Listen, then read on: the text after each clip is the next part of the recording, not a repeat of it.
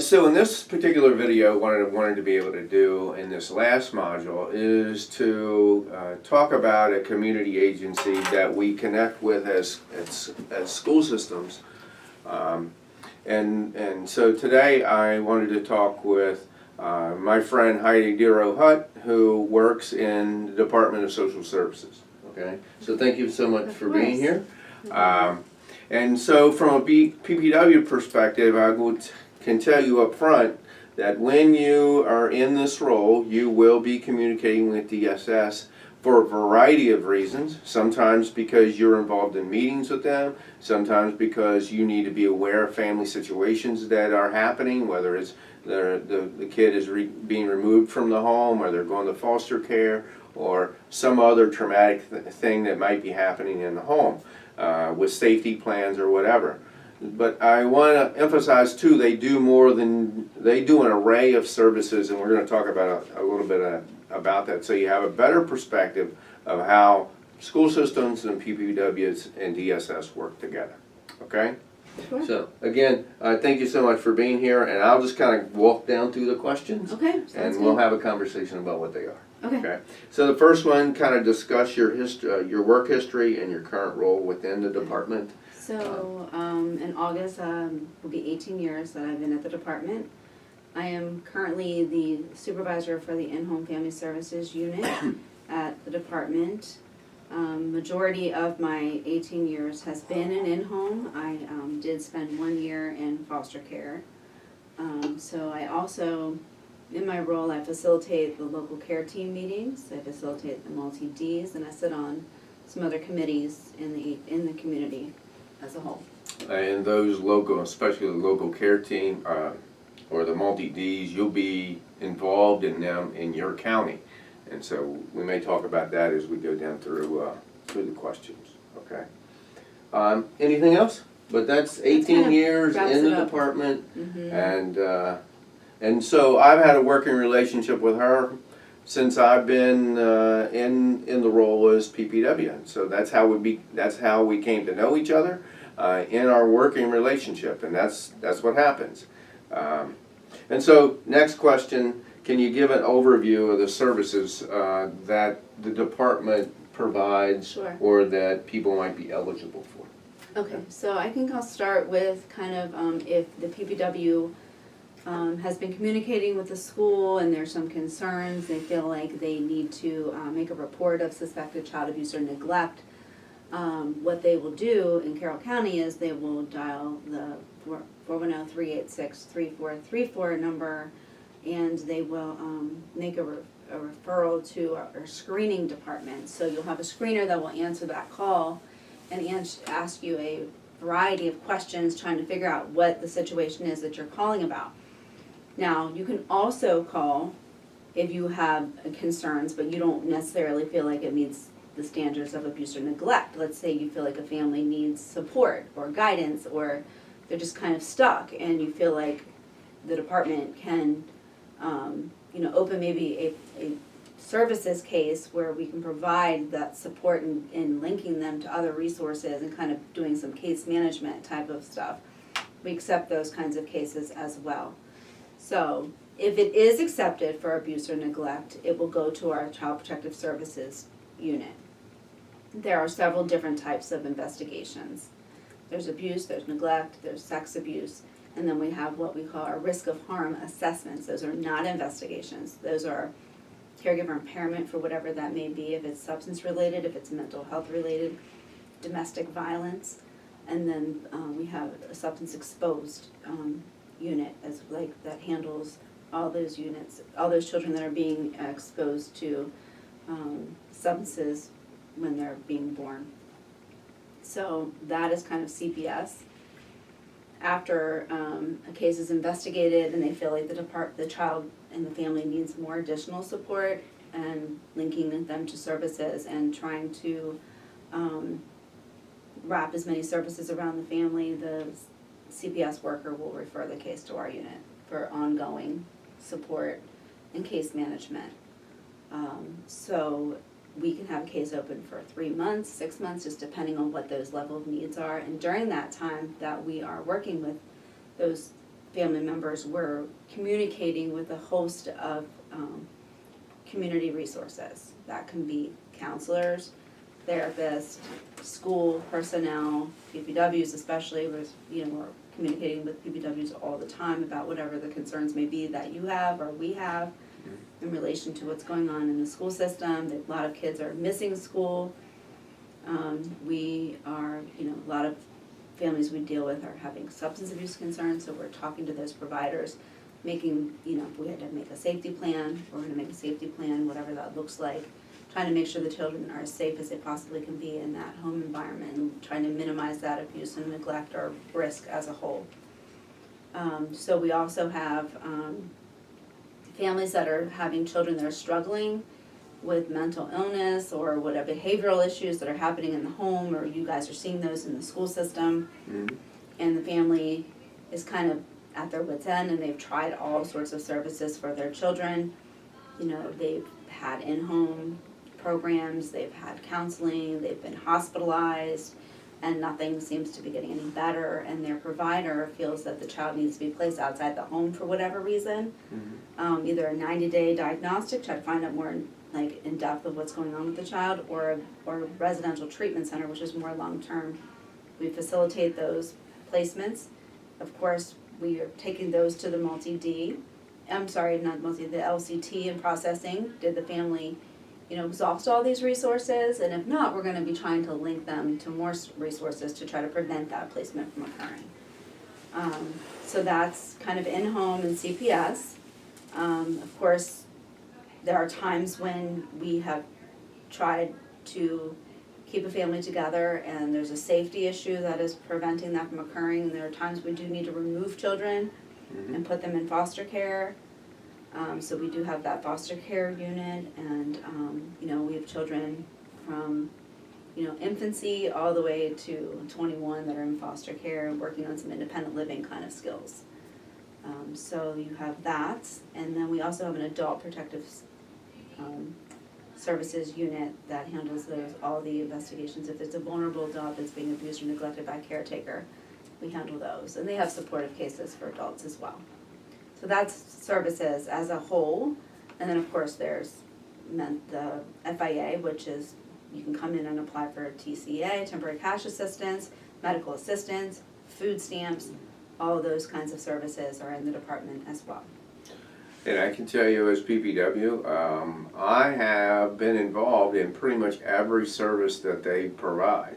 Either I have taken families, either adults or young adults who are seniors who are turning 18 and are going to be on their own, and worked with the department to try to get them temporary cash assistance or get them medical assistance or food stamps as they kind of go on.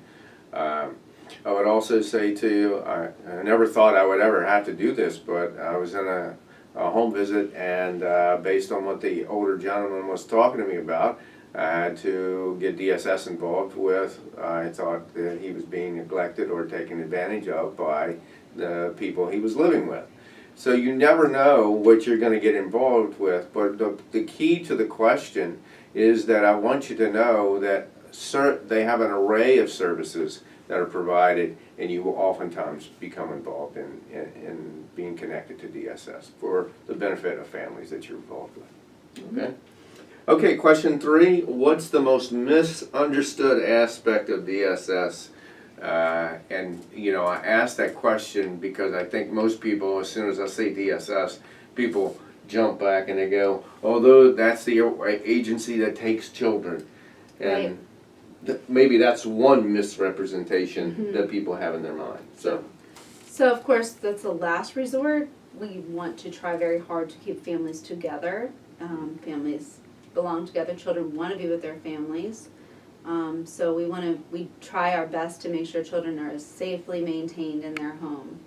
So I think some of the things that are misunderstood from the general public is when we can and can't do certain things. And all of our decisions are based upon policy and Maryland Code of Regulations. Right. Mm-hmm. So there are times when we have a case that's a voluntary case with a family. They're willing to work with us, and that's great and wonderful. And if we feel like there's enough of a risk and safety concern, where the family is unable or unwilling to provide for their children, and if there's, you know, neglect, or the child has a mental health diagnosis or a physical health diagnosis that they're not managing or unable or unwilling to manage, we will file what we call a SINA, Child in Need of Assistance. Now, we can have a child in need of assistance case and have the family remain the custodians, and we work with the families in the home. That's called an order of protective supervision, and the court guides us with court orders that the family needs to be participating in. And then we also have a child in need of assistance where we do remove the child and the child ends up going into foster care. And that's a process, but the goal is always to reunify with the families. Yes. We want children to be with their families. That's where they thrive. That's where they belong. So a lot of it is educating the public or the people that we're, you know, working with, the public or any other resource that we're communicating with on a daily basis, just educating them on, you know, our policies and procedures and what we can and can't do. Because families who do come for services, they oftentimes will be afraid. Right. Because they don't understand what's happening or what's what their options are. Right. And what your partnership with them is. I've seen that firsthand with families, you know, they're just so resistant. But then I've seen where I've called on the phone with a mother to say, I'm overwhelmed, I'm at my wit's end, can you help me? And they, you know, this particular case, they got case management, and it got much better for the family because they were willing to accept the support. You know, you can't, you know, it's not long-term support, it's support as long as you need it, and then when they kind of release you, and then if you need to come back to them, yeah, I assume that happens sometimes, but, you know, the point is, it's another agency that provides service, that it's very unique in how they work with families. So, good, I appreciate it, and then we'll move on to the next one. Connected to case management, and it's a big part of working with families. And can you talk about case management within the department? Sure. So, for example, I call and I say I have a case that I think might need case management. What happens in that? So I would look at that referral, it would come to me, since it would come to my unit, I'd look at that referral, I'd look and see what the needs are. And then what we would do is we would contact that family and, you know, explain to them, you know, what in-home family services is, you know, that we are the supportive unit in the agency. We want to try to link them to whatever community resources would help to, you know, assist them with whatever issues it is that the referral is saying they might have. So in doing that, you know, we sit with the family, we talk about their goals and what they, you know, what they want to get out of the time that we're working with them. And doing that, we're making referrals, we are collaborating with as many resources that we are linking them to, and we are maintaining that line of communication consistently throughout the time that we're working with that family. So there are times during that time that we may attend appointments with them, we may go to IEP meetings with them, we may, you know, drive them to appointments if their transportation is an issue. We may assist them with payments for utilities, try to get the children involved in some kind of extracurricular activity.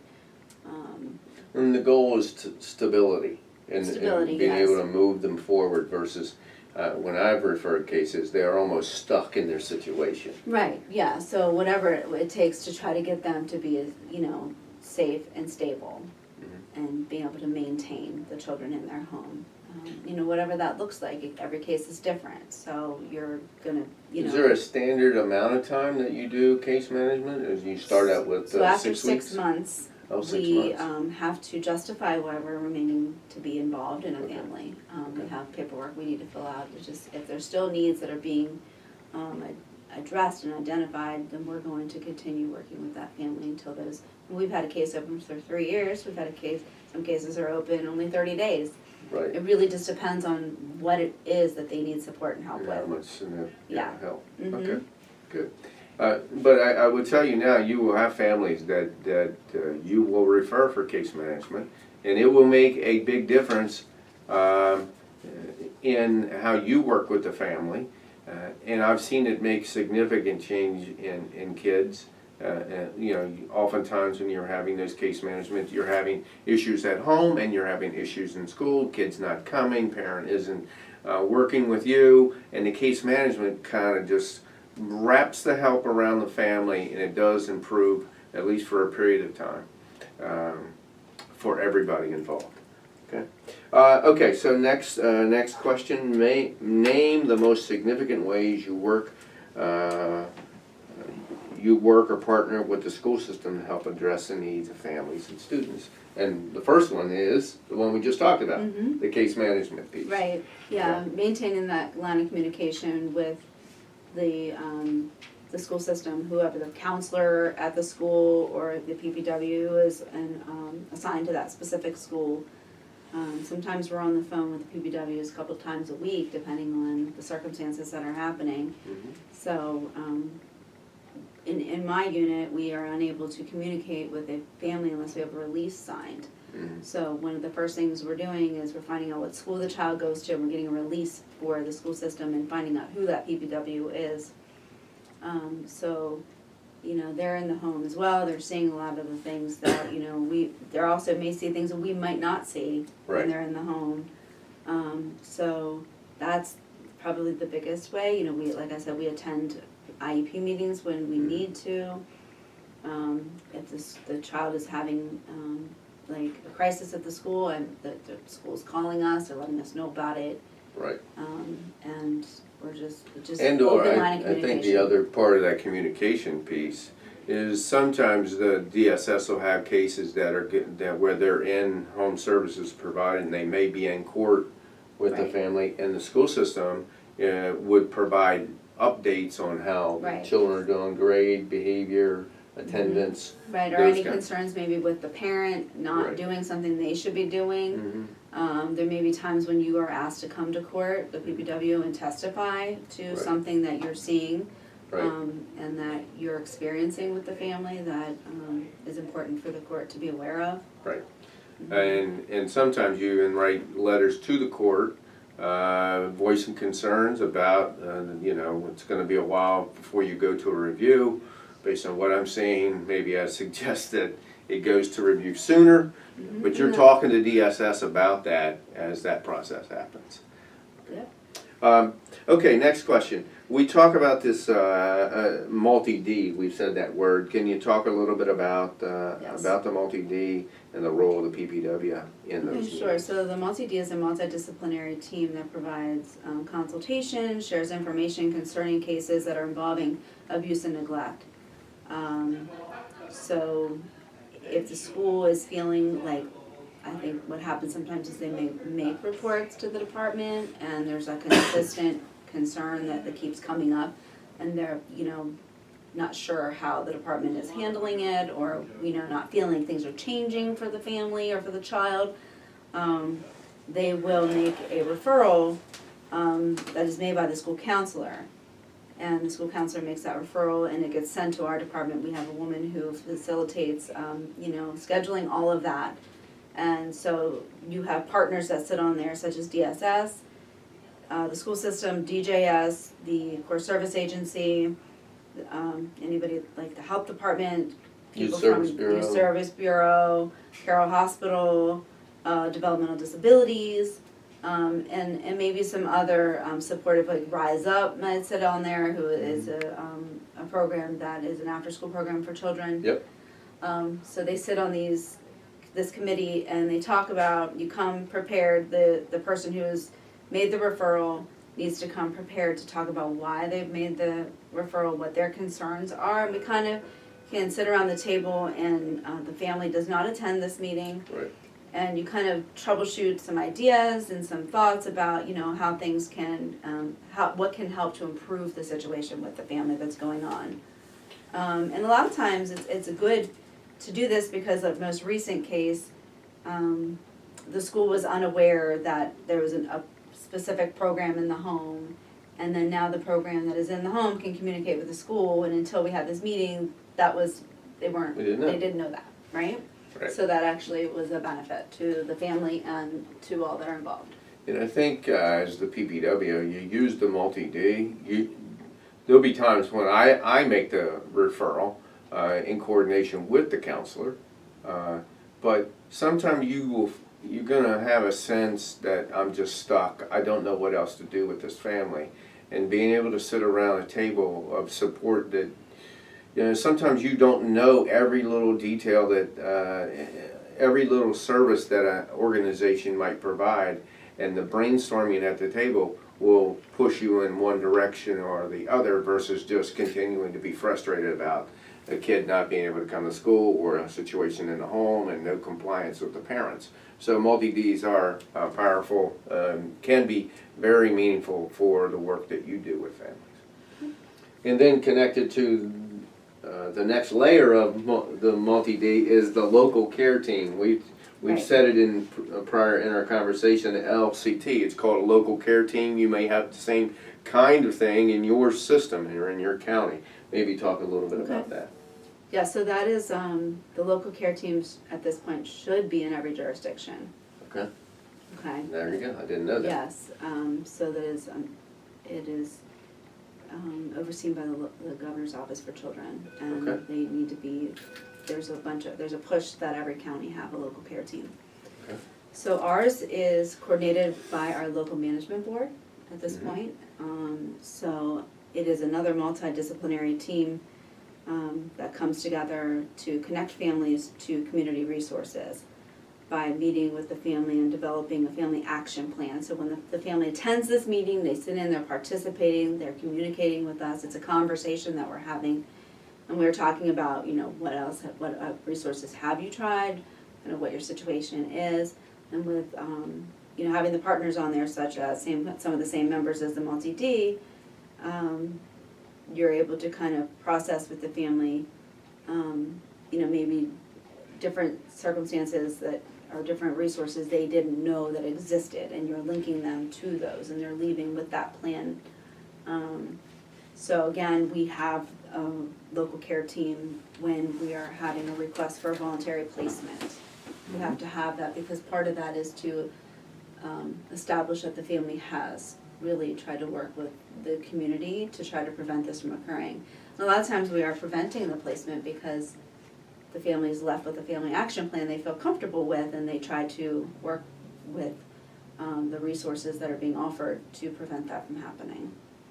And I would say I've sat in a number of local care team meetings, and sometimes I've presented cases, sometimes I've added information, but the role of the PPW sometimes too is to help the family follow up with that action plan. Right. Okay, so they get the action plan, they're still unsure, they're still nervous, they still need kind of hold their hand to kind of walk through the process of making those connections. Mm-hmm. And that's where you would come in, working with the family. Yeah, anybody who's working with the family, any resource that's on that family action plan, will get a copy of that to know what their responsibility is when Right. they leave the room. Yeah.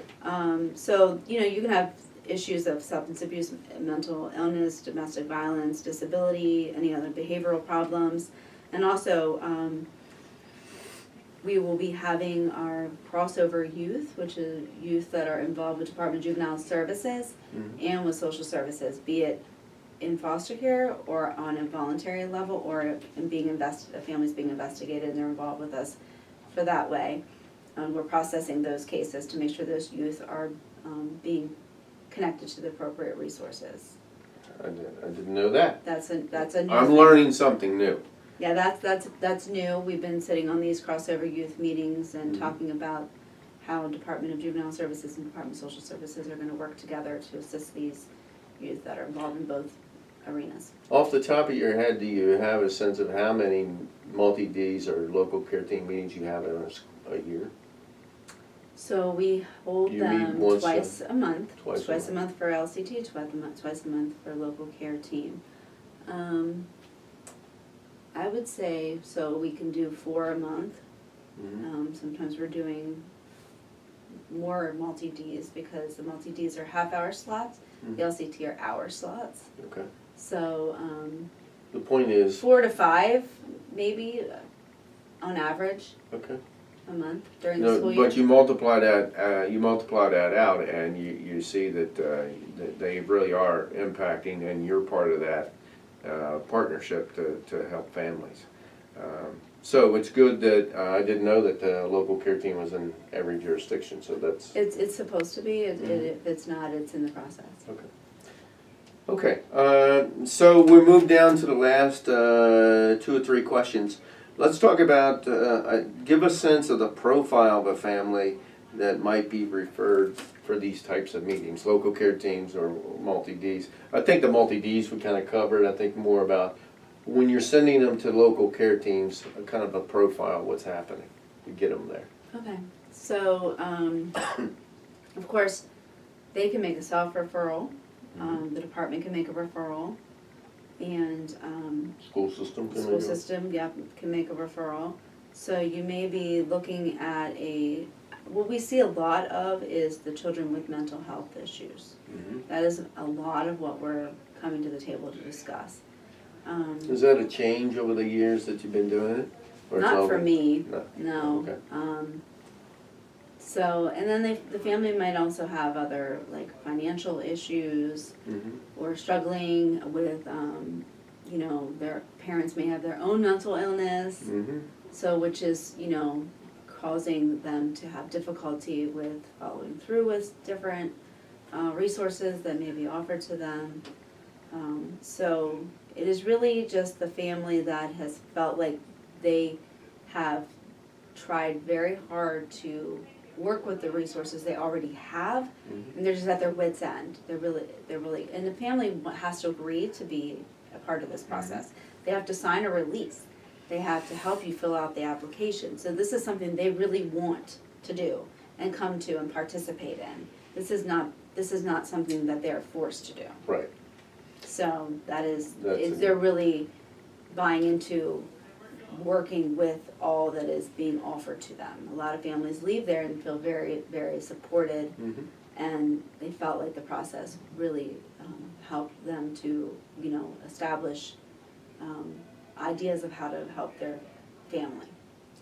I think if I'm gonna kind of talk about multi-D compared to LCT, multi-D is when you're stuck in a case, and local care team is when the family is stuck. Right. And That's a good way to put it. I think that's how I've always seen it. And these local care team meetings can also be overwhelming to these families. So, it's important that you come in and be supportive in that, maybe even sitting next to them, explaining to them what's going to happen, how many people are going to be there and what they're going to leave with and how you're going to help them once they do leave. But I've seen them make a lot of change, but before you get to a local care team, you're probably sitting in meetings with families and they're in tears and they're just at their wits' end. They're yelling and just so upset that they can't fix it. And so that's where you come in and make those referrals. And matter of fact, maybe what I'll do is post up on Blackboard the referrals so you can see them and see the checklist of questions that they ask and Right. things. That's a good idea. Okay. That's great. That's very good. Okay, next one. Can you speak to how DSS services might help older children and parents need adult support, and how can the PBW help? Now, I've already said to you, taking 18 and 19-year-olds who are getting ready to graduate, taking them to DSS and getting them hooked to adult services because they're going to be on their own in a couple of months. Yeah, so they can come in, if they're not working, they can apply for temporary cash assistance. They can apply for their own medical assistance if they're not living with a family member. Food stamps, whatever it is. And if they do the temporary cash, there's a work program that goes along with that. So basically the whole idea is that they should be learning the skills that they need so that they can eventually go out and work. Yeah. And again, in the adult services too, don't be afraid to when you're approaching a family about calling DSS for adult services, you'll get some resistance because they're afraid that DSS is going to come and take their children. but talk to them about all the different types of services so you lessen or you diminish the fear that they have about DSS. Okay, one last question. Okay. Question number 10. What advice would you give a new PPW starting in the role, and how should they get connected to the services of DSS? So first thing I would do is I would try to find out, who is in charge at your local department. Maybe a supervisor that supervises ongoing services, family preservation or consolidated services or in-home, whatever your jurisdiction calls the ongoing kind of case management program, and introduce yourself to them so they know who you are. And I would, encourage the PPW to, know the staff at the department and try to learn names and, have that line of communication with the, not only the department, but the community resources kind of as a whole, because we're making referrals to pretty much the same community resources, and we Right. all get to know each other. And it really helps with that working relationship and help the family in the end that we have collaborated together and we have this open line of communication. So like I said, when we get involved in a case, we find out who that PPW is, we're contacting them and we're letting them know that we have an open case and kind of picking their brain as to, what are you seeing, what do you think is helpful, kind of working together to collaborate. So, I would agree with everything she says. Now, most departments, student services will have a working list of community agencies, they'll have a working list of DSS, and then a list of the people and what they do. It's important for you to be able to know, not just to call DSS, but you can call directly to a caseworker or a manager or a supervisor and say, here's my situation, what direction could I go? You always, in keeping that up to date, because the department does, they do have movement in the department. People change jobs and responsibilities. So in general, I wanted you to get out of this video, and Heidi, thank you so much for having this conversation. But I wanted you to get a sense of DSS, a kind of more comprehensive picture, and how you fit in with them as you kind of help families. Okay, until next time.